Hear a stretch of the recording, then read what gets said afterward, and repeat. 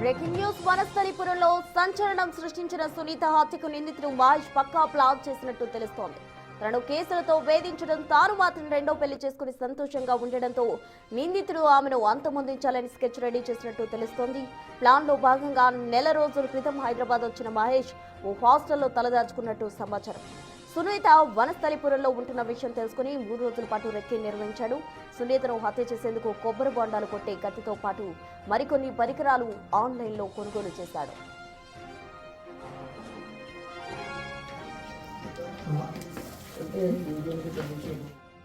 Driving car అద్దెకు తీసుకున్న మహేష్ వనస్థలిపురం వెళ్లాడు. సునీత భర్త ఇంటి నుంచి బయటకు వెళ్లిన విషయం తెలుసుకుని అపార్ట్మెంట్లోకి ప్రవేశించాడు. అర్బన్ క్లబ్ నుంచి వచ్చానని చెప్పడంతో సెక్యూరిటీ సిబ్బంది అతన్ని లోపలికి వెళ్లేందుకు అనుమతించారు. హత్య జరిగిన సమయంలో సునీత అత్త కిచెన్ బాల్కనీలో, మరో బెడ్రూమ్లో ఉన్నాడు. సునీతను వారి బెడ్రూమ్లోకి లాక్కెళ్లిన మహేష్ డోర్ లాక్ చేసి దారుణంగా చంపేశాడు. ఆ తర్వాత పోలీసులు వచ్చే వరకు బాత్రూంలో దాక్కున్నాడు.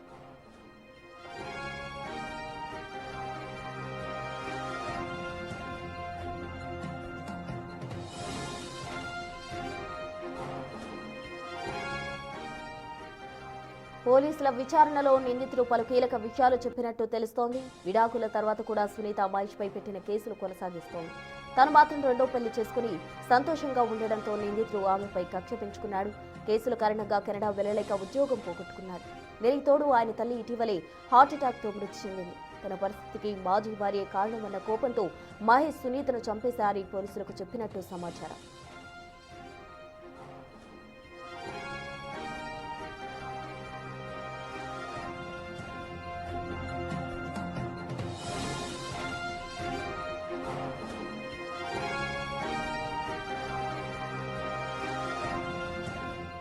ఇదే అంశానికి సంబంధించి పూర్తి డీటెయిల్స్ మా ప్రతినిధి సురేష్ లైవ్ ద్వారా అందిస్తారు. సురేష్, చెప్పండి, వనస్థలిపురంలో సునీత హత్యకు సంబంధించిన నిందితులు పక్కా ప్లాన్ తోనే హత్య చేసినట్టు కూడా గుర్తించడం జరిగింది. దీనికి సంబంధించిన తాజా అప్డేట్స్ ఏంటి? ప్రస్తుతం పోలీసుల అదుపులో మహేష్ ఉన్నాడు. మహేష్కు సంబంధించిన సెల్ ఫోన్ స్వాధీనం చేసుకొని మహేష్ ఒక్కడే ఈ హత్య చేశాడా, అతనికి పరోక్షంగా ఎవరైనా సహకరించారనే దానికి సంబంధించి పోలీసులు దర్యాప్తు చేస్తున్నారు. పోలీస్ స్టేషన్కి ఇటు సునీత తల్లిదండ్రులతో పాటు ఆమె అక్క చెల్లెలు కూడా చేరుకోవడం జరిగింది. నిన్న విషయం జరిగిన తర్వాత రాత్రి వాళ్ళు వనస్థలిపురం వచ్చారు. ఆ తర్వాత పోలీసులు వారిని కూడా అసలు మ్యారేజ్ ఎప్పుడైంది మహేష్కి సునీతకు, విడాకులు అయ్యాయి అంటున్నారు. విడాకులు ఎక్కడ తీసుకున్నారు, ఏ కోర్టులో తీసుకున్నారు, అసలు గొడవలు ఏంటనే దానికి సంబంధించి పూర్తి వివరాలు వారిని అడిగి తెలుసుకుంటున్నట్టు తెలిసింది. అంతేకాకుండా సునీతకు సంబంధించి ఆ అడ్రస్ ఏ విధంగా మహేష్ కనుగొన్నాడు అనే దానికి సంబంధించి కూడా పోలీసులు వివరాలు ఆరా తీస్తున్నారు. ఎందుకంటే సునీత వనస్థలిపురంలో ఉంటుంది. 2025లో మ్యారేజ్ చేసుకున్న తర్వాత ఆమె ఇక్కడే భర్త అత్తతో కలిసి ఉంటుంది కాబట్టి ఆ అపార్ట్మెంట్ అడ్రస్, ఆమె ఉండే ప్లాటు అవన్నీ కూడా మహేష్ ఏ విధంగా కనుగొన్నాడు. నెల రోజుల క్రితం హైదరాబాద్ వచ్చాడని చెప్తున్నారు కాబట్టి హైదరాబాద్లో ఎక్కడ హాస్టల్లో ఉన్నాడు, ఆ హాస్టల్లో ఎన్ని రోజులు ఉన్నాడు, రోజు రెక్కి నిర్వహించేవాడని చెప్పేసి కూడా పోలీసులు గుర్తించారు. కాబట్టి ఎప్పటి నుంచి ఇక్కడ రెక్కి నిర్వహిస్తున్నాడు, ఆయన ఎప్పటి నుండి ఇక్కడికి వచ్చి తిరుగుతున్నాడు అనే దానికి సంబంధించిన సీసీ ఫుటేజ్ అంతా కూడా పోలీసులు కలెక్ట్ చేసినట్టు తెలుస్తుంది. అయితే తను పెళ్లి చేసుకొని విడాకులు ఇచ్చి తను కెనడా పోకుండా మళ్ళీ వీసా రాకుండా కారణమైంది సునీత.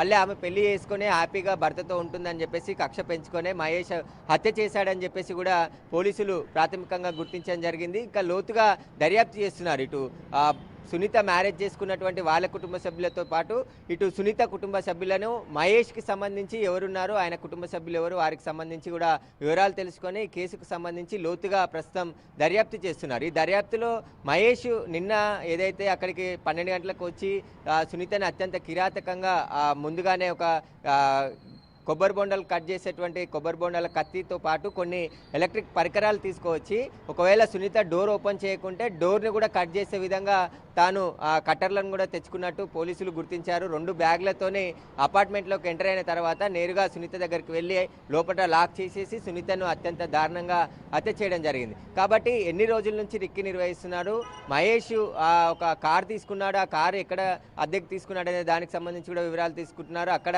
ఎన్ని డబ్బులు కట్టాడు, అసలు ఈ సరౌండింగ్లో ఎన్ని రోజుల నుంచి తిరుగుతున్నాడు అనే దానికి సంబంధించి ప్రస్తుతం పోలీసులు లోతుగా దర్యాప్తు చేస్తున్నారు. అయితే ఇప్పుడు సునీత కుటుంబ సభ్యులు కూడా వనస్థలిపురం పోలీస్ స్టేషన్కి వచ్చారు.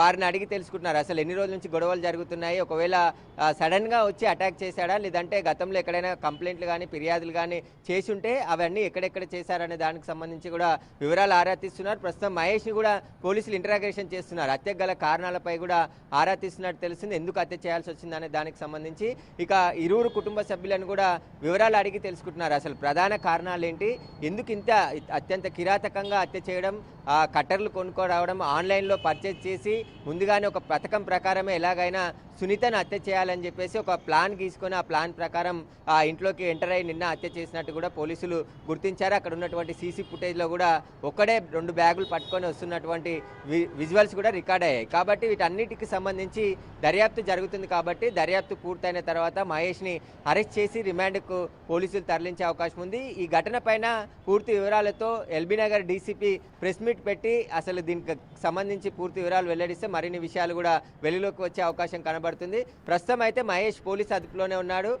మహేష్ని ఇంటరాగేషన్ చేస్తున్నారు. అతను ఏ హాస్టల్లో ఉన్నాడు, ఎక్కడెక్కడ తిరిగాడు, హైదరాబాద్లో ఎన్ని రోజుల నుంచి ఉంటున్నాడు అనే దానికి సంబంధించిన సమాచారాన్ని కూడా పోలీసులు రాబట్టే ప్రయత్నం చేస్తున్నట్టు తెలుస్తుంది. అంతేకాకుండా మహేష్ ఎందుకు కక్ష పెంచుకున్నాడు, ఎందుకంటే కెనడా ఇద్దరు పెళ్లి చేసుకున్నారు, ఆ తర్వాత విడిపోయారు, విడాకులు తీసుకున్నారు.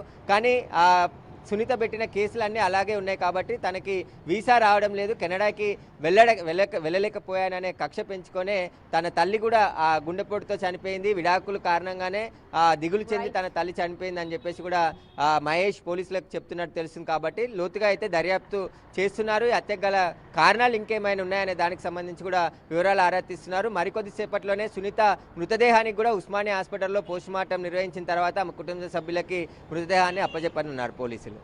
Right, thank you Suresh.